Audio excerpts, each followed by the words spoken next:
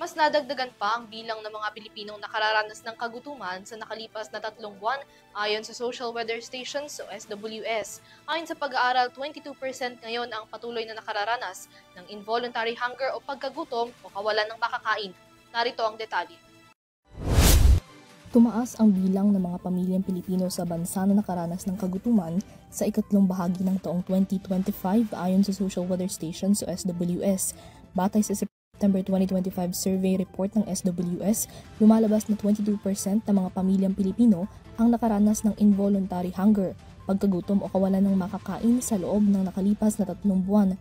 Mas mataas ang bahagdang ito kumpara sa 16.1% natala noong Hunyo at sa downward trend ng kagutuman sa nakalipas na 3 buwan. Sa bilang na ito, 5.2% ang nakaranas ng severe hunger o ang madalas o palagi ang kawalan ng makakain. Tumaas ito mula sa 3.3% noong Hunyo.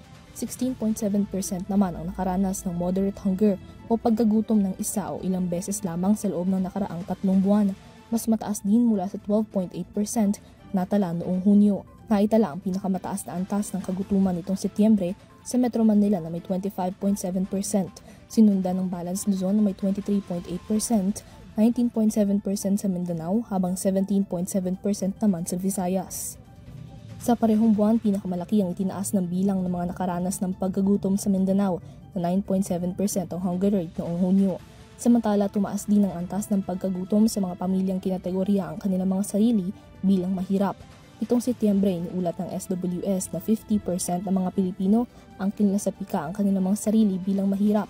Sa bahagdang ito, 41% ang nagsabing sila ay food poor, 47% ang not food poor, habang 11% naman ang food borderline o nasa gitna lamang. Kung ang Malacanang naman ang tatanungin, iniugnay ni Palace Press Officer Undersecretary Attorney Claire Castro ang pagtaas ng kagutuman sa datos ng SWS sa sunod-sunod na kalamidad na tumatama sa bansa. Sunod-sunod ang kalamidad na naranasan ng mga kababayan po natin. Ito po ay nakaapekto po ito sa patuloy po na pagtatrabaho ng ating pamahalaan, lalong-lalo na po ang DSWD para po maipababa ang hunger rate. Kinilala rin ni Castro na makatutulong ang mga ganitong uri ng survey sa pagtukoy sa totoong datos at antas ng kahirapan at kagutuman sa bansa.